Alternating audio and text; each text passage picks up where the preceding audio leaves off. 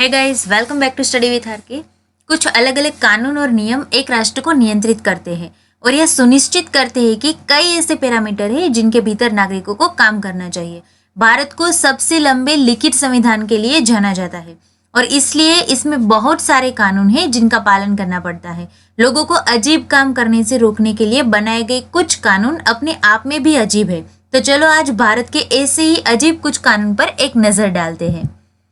यदि आप motor vehicle inspector बनना चाहते हो तो आपके दांत अच्छे होने चाहिए। जी हाँ, सही सुना है आपने। ये कानून आंध्र प्रदेश में है। Andhra Pradesh motor vehicle inspector बनने के लिए आवश्यक अन्य शारीरिक परीक्षाओं को उत्तीर्ण करने के अलावा स्वस्थ दांत होना भी एक आवश्यकता है। महाराष्ट्र में च्युइंगम रखना या बेचना गैर कानूनी है।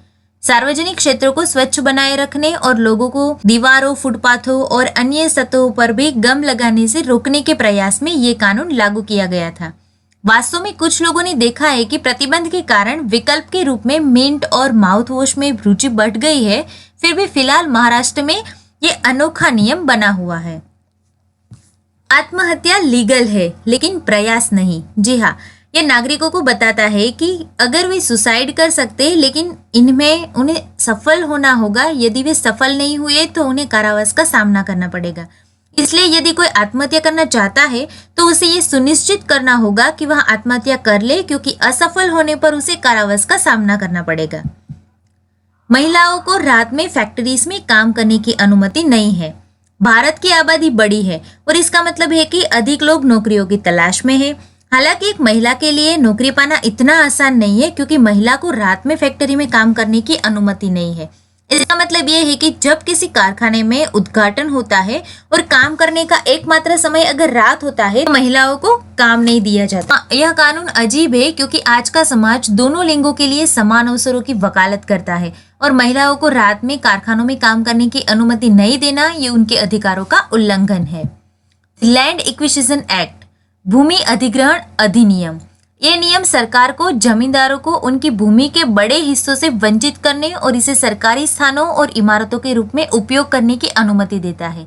ये कानून इस मायने में अजीब है कि जिस जमीन के लिए किसी ने कड़ी मेहनत की हो, उसे सरकार सिर्फ इसलिए क्यों लेगी क्योंकि वह बड़ी है। ये कानून सबसे पहले अंग्रेजों द्वारा बनाया गया था, लेकिन आज के समाज में सरकार इन कानून का दुरुपयोग करती है क्योंकि जमीनें ली जाती है और सार्वजनिक के रूप में निजी परियोजनाओं के लिए उपयोग की जाती है। इसलिए इसका मतलब ये है कि लोग अपनी जमीन अन्य सरकारी अधिकारियों के हाथों खो देते हैं जो जमीन के लिए अयोग्य है। खजाना निधि अधिनियम, यह एक नीति है जिसे 1878 में अधिनियमित किया गया था, जिसमें कहा गया था कि जब किसी व्यक्ति को कोई खजाना मिलता है तो उसकी कीमत 10 रुपये से अधिक होती है तो उन्हें जल्द से जल्द कलेक्टर को सूचित करना होगा। यदि कोई निष्कर्षों की रिपोर्ट करने में विफल रहता है तो वो कानून द्वारा दंडनीय है, क्योंकि पाए गए सभी निष्कर्ष सरकार के हैं।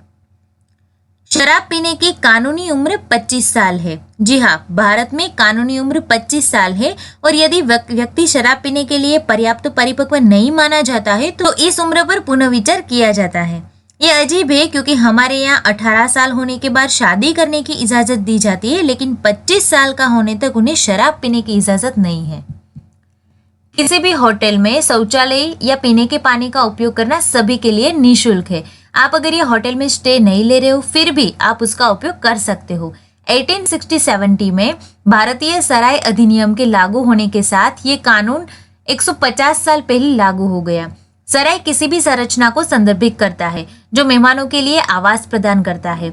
होटल इसी श्रेणी में शामिल है। हमारे देश में सार्वजनिक सुविधाओं की कमी को देखते हुए ये निस्संदेह भारत के अजीब कानूनों में से एक है, फिर भी ये एक उपयोगी उद्देश्य को पूरा करता है। समलैंगिक विवाह इल्लीगल है। भारत समय से पीछे है क्योंकि हमारे देश में अभी भी समलैंगिक विवाह को कानूनी मान्यता नहीं मिली है।